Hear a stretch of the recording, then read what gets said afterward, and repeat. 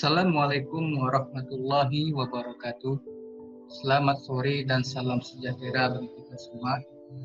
Ketemu lagi kita di mata kuliah robotika pada pertemuan 3 dengan materinya adalah tentang kontrol sistem. Nah, apa saja yang kita bahas hari ini? Yang pertama adalah kontrol sistem pada robot. Kemudian tentang loop terbuka dan loop tertutup. Kemudian ada artificial intelligence, kecerdasan buatan. Kemudian aplikasi AI pada robot. Kemudian interaksi manusia dengan robot. Nah, yang pertama, kontrol sistem pada robot itu secara sederhana adalah bagaimana caranya robot itu bisa dikendalikan atau bagaimana caranya kita mengendalikan robot. Kita mau membuat robot, mau menggerakkan robot. Nah, bagaimana cara mengendalikannya atau menggerakkannya? Itu adalah kontrol sistem pada robot. Ada dua jenis. Yang pertama ada yang namanya loop terbuka. Yang kedua ada yang namanya loop tertutup. Nah, apa sih bedanya loop terbuka dengan loop tertutup? Yang pertama, loop terbuka adalah suatu sistem yang hasil keluarannya tidak mempengaruhi aksi pengontrolan selanjutnya. Secara sederhana saja, kalau loop terbuka ini adalah hasil keluarannya tidak dapat digunakan sebagai umpan balik dalam masukan. Ini diagramnya. Jadi ada masukan, ada controller, ada plan, dan ada keluaran. Keluarannya ini tidak menjadi umpan balik untuk masukan, tidak mempengaruhi masukan. Nah, contohnya blender. Blender itu ada kecepatan 1, ada kecepatan 2, ada kecepatan 3. Kita tekan 1 mungkin agak pelan, kita tekan 2 agak sedang kecepatannya, yang ketiga baru kencang. Nah, apakah misalnya kita memblender misalnya bawang, apakah bawang yang di blender itu kan sudah teriris, sudah terblender, apakah si blender itu bisa berhenti sendiri tanpa kita menekan tombol off? Dan apakah blender itu tahu bawang yang kita blender itu sudah sesuai dengan permintaan kita? Itu contoh loop terbuka. Yang kedua ada tangga berjalan. Kita naik tangga berjalan, mau 1 orang, mau 2 orang, mau 3 orang, itu tangganya berjalan terus. Tangganya berjalan terus. Maupun kosong, tangga itu akan tetap berjalan terus. Kemudian robot mainan. Misalnya kita tekan maju. Nah, kita tekan maju, dia akan maju.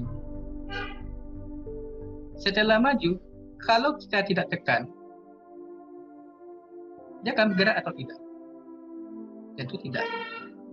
Tapi kalau kita tekan lagi, misalnya tekan mundur, baru dia akan mundur. Nah, berbeda dengan loop tertutup.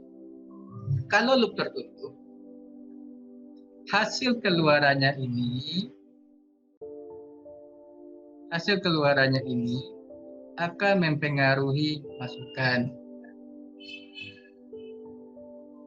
Siapakah indikatornya di sini? Inilah komponen yang namanya sensor. Dialah yang berfungsi sebagai alat pendeteksi. Nah, jadi sistem kontrol loop tertutup ini adalah sistem kontrol yang sinyal keluarannya, hasil keluarannya mempunyai pengaruh langsung pada aksi kontrol selanjutnya. Sebagai contoh mesin dispenser. Nah, misalnya pada contoh memanaskan air di dispenser. Nah, kita tekan tombol on. maka lampu pada dispenser akan berwarna merah. Kemudian air panas. Nah, air panas. Setelah itu sensor mendeteksi air itu sudah panas. Pernah nggak melihat pergantian LED indikator dari merah menjadi hijau? Nah, itulah contoh loop tertutup. Jadi pergantian dari LED merah menjadi LED hijau. Itulah contoh loop tertutup pada mesin dispenser. Begitu juga dengan robot now, robot wall follower, robot line follower yang tentu saja menggunakan sensor-sensor. Contoh, robot line follower, robot pengikut garis. Robot pengikut garis ini memiliki sensor garis, di mana sensor garis ini gunanya untuk membaca garis hitam dan garis putih. Nah, dia akan mengikuti garis yang kita buat tersebut. Misalnya jalurnya berwarna hitam, lingkungan luarnya berwarna putih. Dia akan mengikuti garis berwarna hitam tersebut. Apakah hubungannya? Nah, contoh loop tertutupnya adalah hubungan antara sensor dengan motor. Nah, misalnya kalau ketemu garis lurus, maka sensornya ketemu garis lurus, maka motor akan maju. Kemudian ketika sensor ketemu ada belok kiri, maka motor akan belok kiri. Itu contoh loop tertutup pada line follower.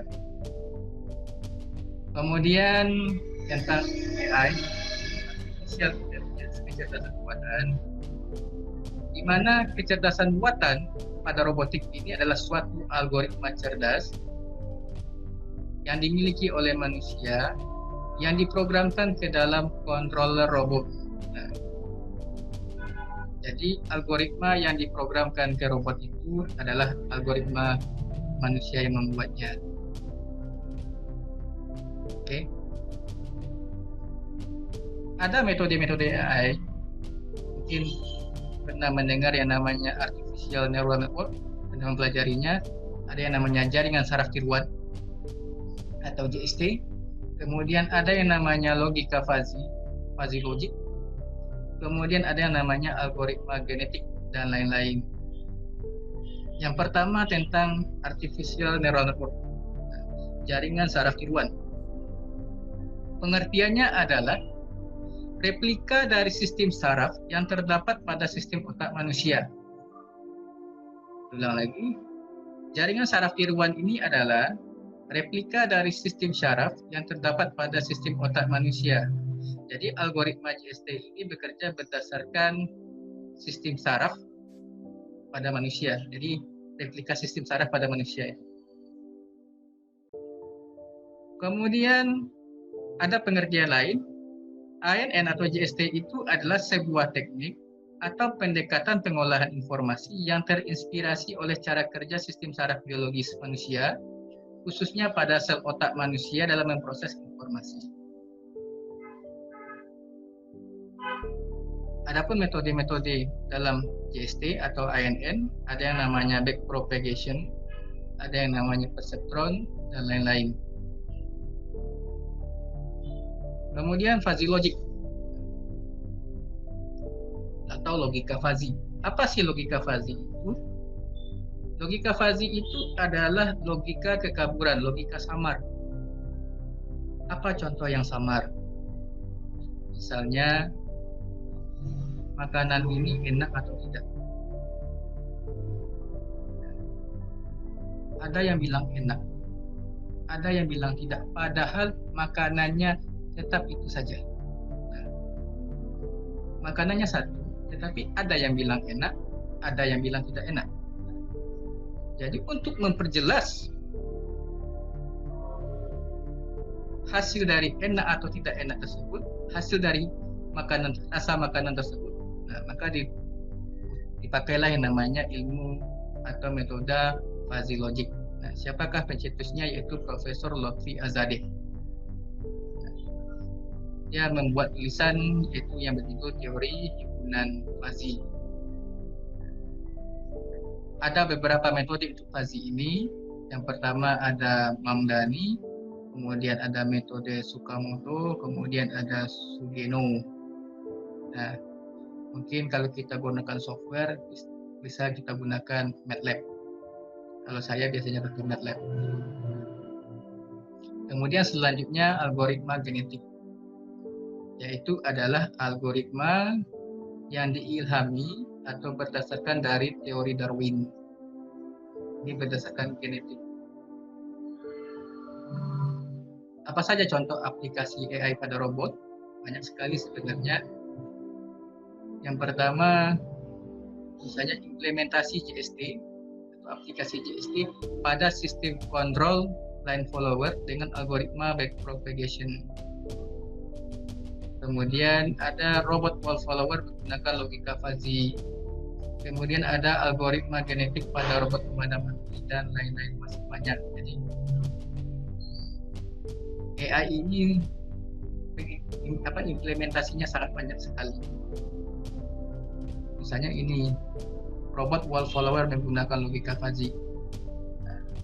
Kalau yang pernah saya praktekkan, kalau tidak menggunakan logika fuzzy, wall follower ini kan pengikut dinding. Jadi kalau kita tidak menggunakan logika fuzzy, dia mengikuti dinding itu, dia tetap mengikuti dinding, tetapi gerakannya itu bergelombang-gelombang. Maksudnya gini adalah misalnya kita robot itu kan ini misalnya dinding, ini misalnya robot. Nah, jadi kalau misalnya ini robot, kita maju, dia maju. Kemudian kalau misalnya agak miring sedikit, tentu robot ini berbelok sedikit. Kalau kita tidak gunakan fuzzy, dia akan bergelombang-gelombang. Nah, tapi kalau kita gunakan fuzzy, maka gerakan gelombangnya itu sudah halus, tidak terlalu bergelombang. Kemudian algoritma genetik pada robot pemadam api ini, nah, ini berguna misalnya untuk menemukan, misalnya ada 4 ruangan, kemudian ada satu ruangan yang ada api, misalnya kita simulasikan dengan lilin. Nah, dengan algoritma genetik ini, kita bisa menemukan langsung titik di mana api lilin itu berada, ruangan yang ada api lilin tersebut, tanpa memeriksa ruangan-ruangan yang lain. Nah, kemudian interaksi manusia dengan robot. Kehadiran robot dalam kehidupan manusia sekarang ini semakin banyak manfaatnya. Ada 3 tingkatan manusia dengan robot ini. Yang pertama, manusia sebagai pengendali robot sepenuhnya. Kemudian ada manusia sebagai manajer dari operasi robot. Nah, kemudian manusia dan robot berada dalam kesetaraan. Tetapi artinya lah dalam konsep prinsipnya robot itu adalah tetap membantu manusia. Robot itu tetap berada dalam posisi membantu manusia. Jadi ada tingkatan. Yang pertama, manusia sebagai pengendali robot sepenuhnya, misalnya tentu robot pakai remote, kita yang mengendalikan sepenuhnya. Kemudian manusia sebagai manajer dari operasi robot, artinya kita hanya mengarahkan robot tersebut. Kemudian manusia dan robot berada dalam kesetaraan. Oke, cukup sekian materi hari ini. Selamat sore. Assalamualaikum warahmatullahi wabarakatuh.